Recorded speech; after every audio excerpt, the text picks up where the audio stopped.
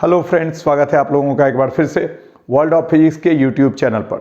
दोस्तों, आज जो हम आपके सामने आए हैं बहुत कम समय के लिए आए हैं और बहुत कम समय में बहुत सारी इम्पॉर्टेंट बातें जो कि आपके रिजल्ट के लिए और आपके भविष्य के लिए इम्पॉर्टेंट होगी वो मैं बताऊंगा।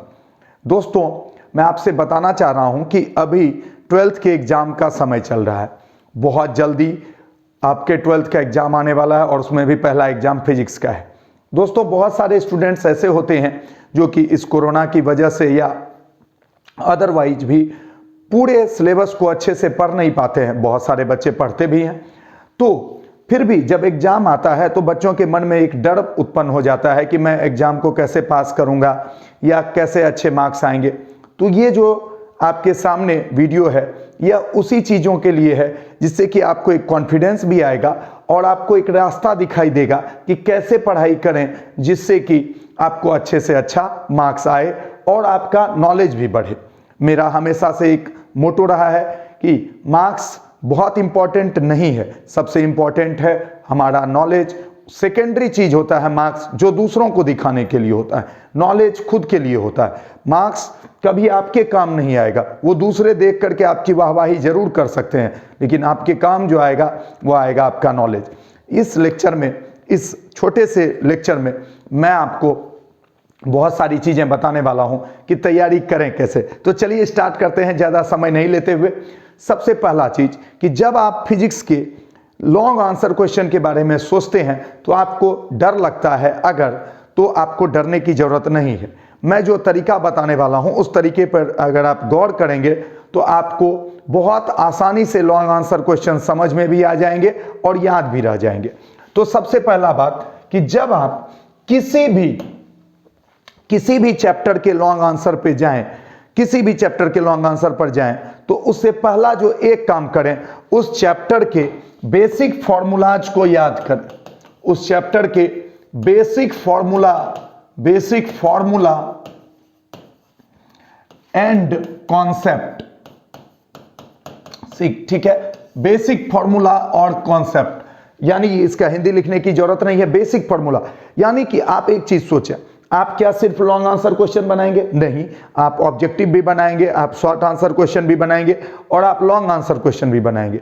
तो ऑब्जेक्टिव के लिए भी फॉर्मूला की आवश्यकता है, बेसिक फॉर्मूला की, लॉन्ग आंसर के लिए भी और शॉर्ट आंसर के लिए भी। तो क्यों ना अगर हम किसी चैप्टर के लॉन्ग आंसर पे जा रहे हैं, ठीक है, तो उसका एक रास्ता बनाए कि सबसे पहले हम फॉर्मूला,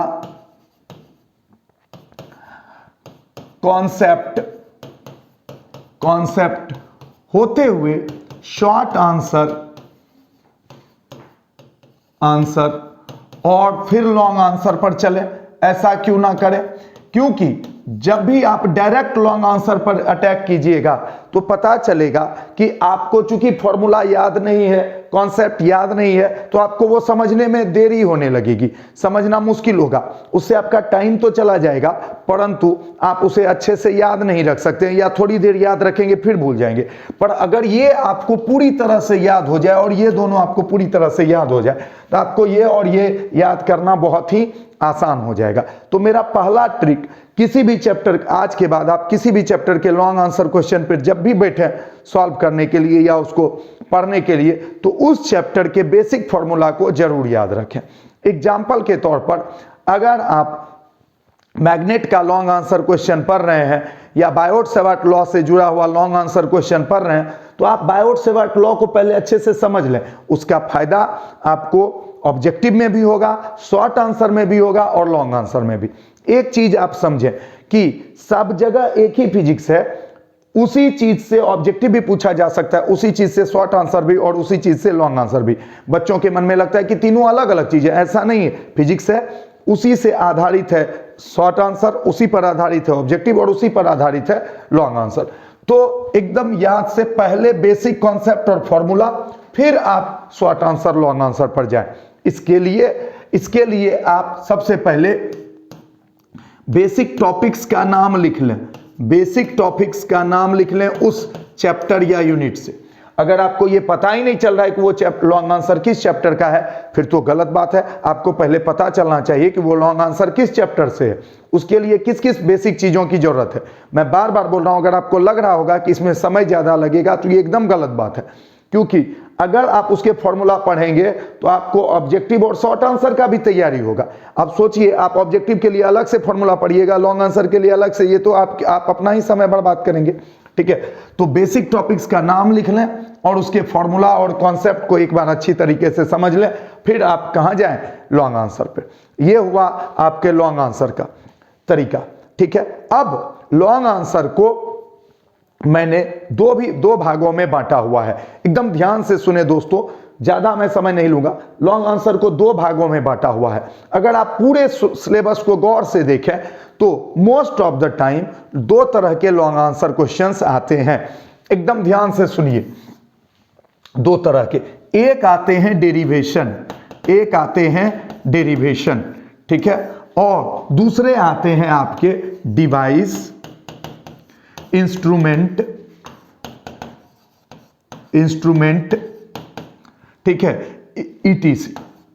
अब आप इसको समझिए, क्या है डेरिवेशन, क्या है? जैसे कि कोई फॉर्मूला प्रूफ करना, कोई भी चीज, कोई किसी जगह पे किसी चीज का मान निकालना, ये सब चीज किसमें आया? डेरिवेशन में। मैं कुछ क्वेश्चंस के लिस्ट भी अभी तुरंत आपको बताने वाला हूं, वन बाय वन आपके सामने लिख करके, और उससे आपको पूरी तरह से समझ में आ जाएगा कि कैसे किस पर अटैक करना है। पहले तो ये हो गया, अब आगे बढ़ते हैं, डिवाइस और इंस्ट्रूमेंट। डिवाइस और इंस्ट्रूमेंट जैसे कि ammeter, voltmeter, galvanometer, Van de Graaff generator, इस तरह की जो चीजें हैं वो डिवाइस या इंस्ट्रूमेंट में आती हैं।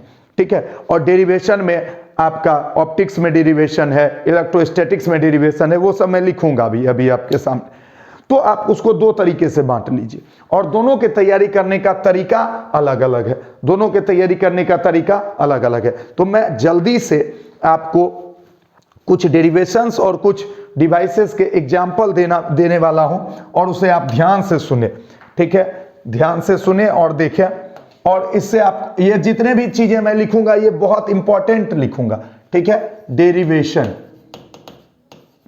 डेरिवेशन, ठीक है, और ये इंस्ट्रूमेंट या डिवाइस, इंस्ट्रूमेंट या डिवाइस। तो इसको हिंदी इंग्लिश के बारे में मत सोचे, डेरिवेशन आप समझते हैं, जो हिंदी मीडियम में जो प्रूफ करने आता है, फॉर्मूला प्रूफ करने। ठीक है, अब देखिए डेरिवेशन जैसे इलेक्ट्रोस्टैटिक्स में आता है, पहला क्या कि इलेक्ट्रिक फील्ड नियर डायपोल। ठीक है, अब उसमें एक्सियल यानी द्विध्रुव के करीब विद्युत क्षेत्र। तो ये क्या हुआ? एक डेरिवेशन हुआ, कहीं पे किसी चीज का मान निकालना हो उसको कहते हैं डेरिवेशन। ध्यान से सुनते जाइएगा दोस्तों। उस तरह से दूसरा ऐसा ही आगे अगर देखें, इलेक्ट्रिक फील्ड नियर शीट या नियर चार्ज शीट, आवेशित चादर के करीब विद्युत क्षेत्र। ये सब क्या है? ये सब डेरिवेशन है। इस तरह से मैं और भी चीजों को लिखाने वाला हूं, जल्दी देखते जाइए। जैसे कि आप ड्रिफ्ट वेलोसिटी, ये इलेक्ट्रिक करंट चैप्टर का है। ठीक है, जैसे कि आपका कैपेसिटेंस ऑफ कैपेसिटर, संधारित्र की धारिता, अलग अलग संधारित्र है, उसकी धारिता आपको ज्ञात करने के लिए बोला जाएगा, संधारित्र की धारिता। आई बात समझ में? इस तरह से बहुत सारी चीजें हैं आपको, जैसे कि मैग्नेटिक फील्ड, जितने भी चीजें मैं लिख रहा हूं सारा इंपॉर्टेंट है।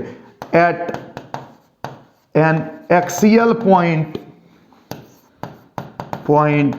Of ring, current carrying ring, ठीक है, VVI क्वेश्चन है ये बायोट-सावर्ट लॉ पे बनता है, यानी कि धारावाही रिंग के अक्ष पर चुंबकीय क्षेत्र, आई बात समझ में। तो इस तरह से ये सब किस चीज में आएंगे, डेरिवेशन में। और भी मैं दिखाऊंगा, पर अब मैं कुछ इंस्ट्रूमेंट्स दिखाता हूं, फिर मैं बस लास्ट में मैं दिखाऊंगा कि कैसे डेरिवेशन को पढ़ें और कैसे इंस्ट्रूमेंट को याद रखें, बस कहानी खत्म हो जाएगा। तो जैसे कि इंस्ट्रूमेंट में आपका आता है Van de Graaff generator,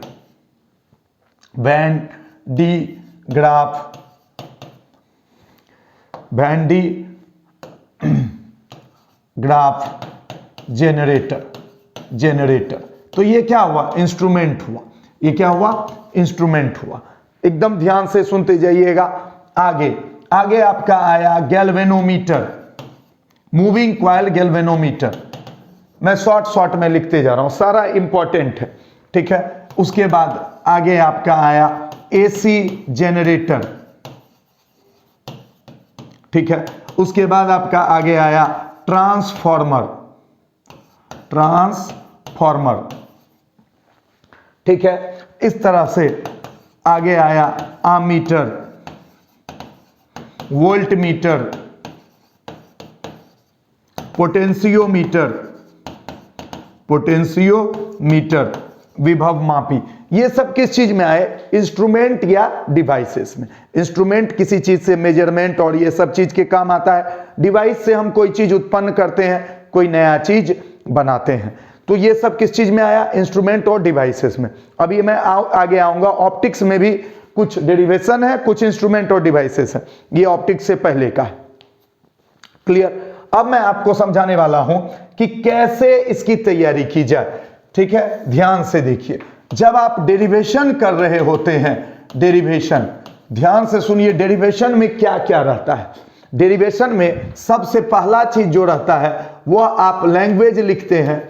language में क्या लिखते हैं आप, लैंग्वेज में लिखते हैं आप डिस्क्रिप्शन, यानी कि व्याख्या करते हैं। डिस्क्रिप्शन यानी कि व्याख्या करते हैं। यही बच्चे से गड़बड़ी शुरू हो जाती है, यही उसको लगता है कि वो व्याख्या रटेगा तब करेगा। नहीं, आप जो भी डेरिवेशन करने वाले हैं ना, उसका एकदम बेसिक, डेरिवेशन में बहुत ज्यादा लैंग्वेज की आवश्यकता नहीं होती है। आप जो भी चीज करने वाले हैं उसके बारे में सिर्फ उसका इंट्रोडक्शन दें, ठीक है। छोटे छोटे अगर उसमें कुछ डेफिनेशन है तो वो डेफिनेशन लिख दें कि ये ऐसे होता है, ये ऐसे होता है। जैसे इसमें एक और चीज दे सकते हैं आप, टेंजेंट गैल्वेनोमीटर, बहुत सारे चीजें हैं। टेंजेंट गैल्वेनोमीटर, ठीक है। इसको हिंदी इंग्लिश मीडियम में मत समझिएगा, सारा हिंदी इंग्लिश एक ही है, ठीक है। तो इसमें आपको सबसे पहले व्याख्या करनी होती है, ठीक है, पहला फर्स्ट काम। सेकेंड काम इसमें क्या करना होता है, डायग्राम।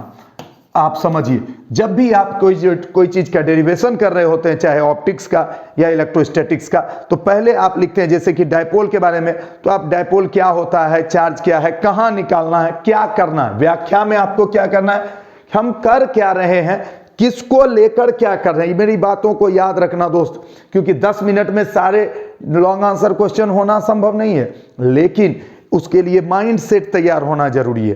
तो सबसे पहला क्या है कि लैंग्वेज है कि हमको क्या लेकर के क्या करना है, क्या लेकर के क्या करना है, ये लैंग्वेज बस। उसके बाद आपको डायग्राम के बाद सबसे पहले कॉन्सेप्ट पर आधारित फॉर्मूला रहेगा और फिर रहेगा कैलकुलेशन। बच्चे के साथ गड़बड़ क्या होता है, बच्चे यहां फंसते नहीं हैं, बच्चे इस पे ध्यान दे देते हैं, बच्चे इस पे ध्यान देते हैं, जबकि असली चीज ये है, यानी कि आपके पास आपको करना क्या है, कैसे तैयारी करना है, आपको कैसे तैयारी करना है, आपको कोशिश करना है कि ये चीज मैं अपने से लिखूं और ये कैलकुलेशन अपने से करूं, और ये दोनों चीज आप जहां भी पढ़ रहे हैं उसको आप याद करने की कोशिश कीजिए। तो आपको याद किसको करना है, आपको सिर्फ 2 चीज को याद करना है, डायग्राम और कॉन्सेप्ट फॉर्मूला। लेकिन व्याख्या और कैलकुलेशन आप अपने मन से करने की कोशिश करें। फिर आप देखिएगा कि जो क्वेश्चन आप 5 दिन से आज तक आप नहीं कर पा रहे थे, मेरी इस बात को ध्यान में रख करके करने की कोशिश कीजिए, देखिए कर लीजिएगा और मेरा तरीका समझने की कोशिश कीजिए। आपको कुछ क्वेश्चंस अभी तक तैयार हो जाने चाहिए, अगर नहीं है तो आप पीछे हो रहे हैं। जागो जागो, जाओ तैयारी करो, फिर मौका नहीं मिलेगा। रोने के बाद में रोने के लिए रहता है, जमाने आपको बुरा भला कह सकते हैं, लेकिन जिंदगी आपकी है, ठीक है, ये याद रखना।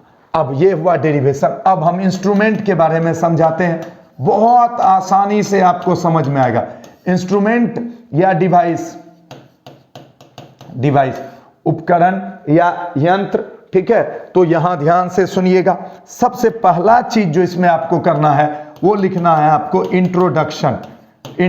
अब आप इसको समझिएगा कि मान लिया जाए आप पोटेंशियोमीटर को लिख रहे हैं, ठीक है, तो पहले आपको बेसिक फॉर्मूला याद है जो कि मैंने पहले ही बोला था।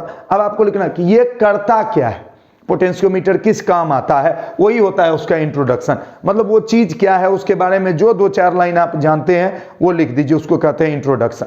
इसके जस्ट बाद आता है दूसरा प्रिंसिपल, ये याद रखिएगा, प्रिंसिपल सिद्धांत, यानी कि अगला जो चीज है यही है सबसे important VVI।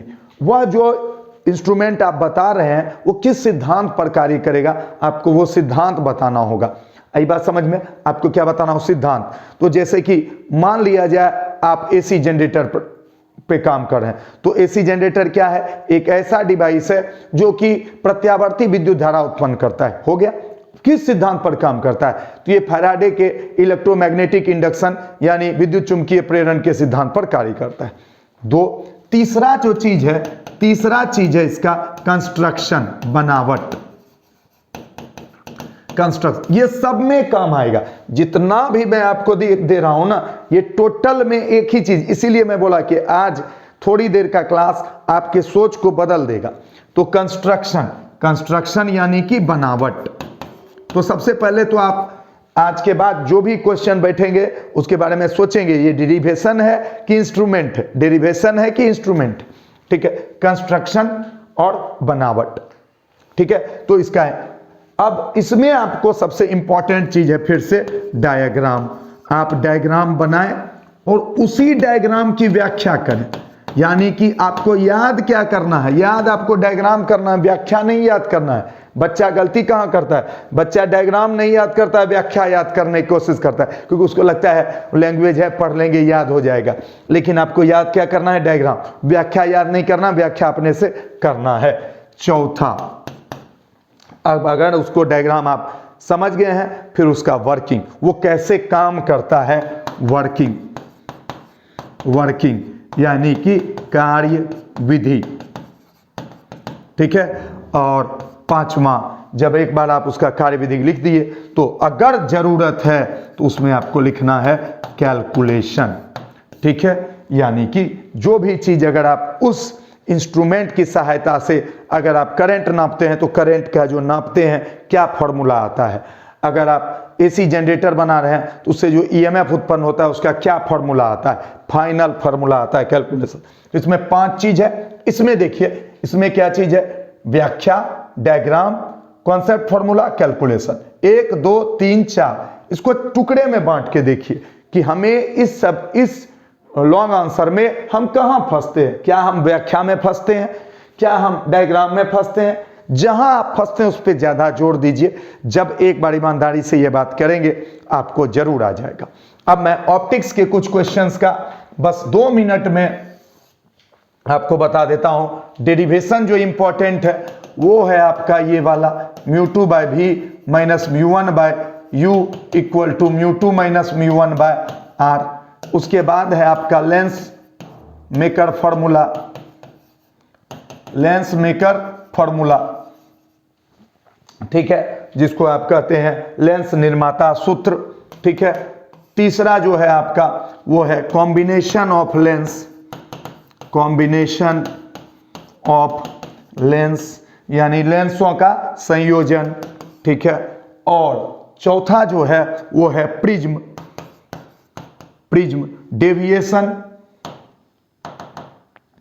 Deviation due to thin prism, deviation due to thin prism, thin prism से डेविएशन यानी कि पतले प्रिज्म से विचलन, पतले प्रिज्म से विचलन, ये सब किस चीज में आएगा? आपका डेरिवेशन में आएगा ये सारा चीज। और एक आता है कि प्रिज्म से विचलन रहित वर्ण विक्षेपण और वर्ण विक्षेपण रहित विचलन, ठीक है। Deviation without dispersion,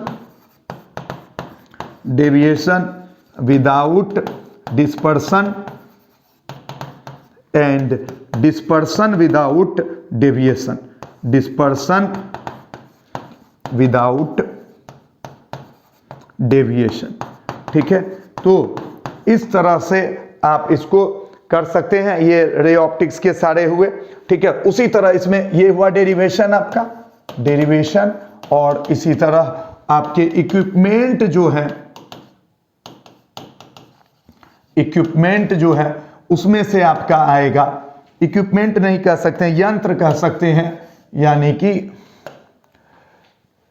instrument, instrument जो है आपके वो है आपका कौन सा, ध्यान से सुनिएगा, ये है एक आपका कंपाउंड माइक्रोस्कोप,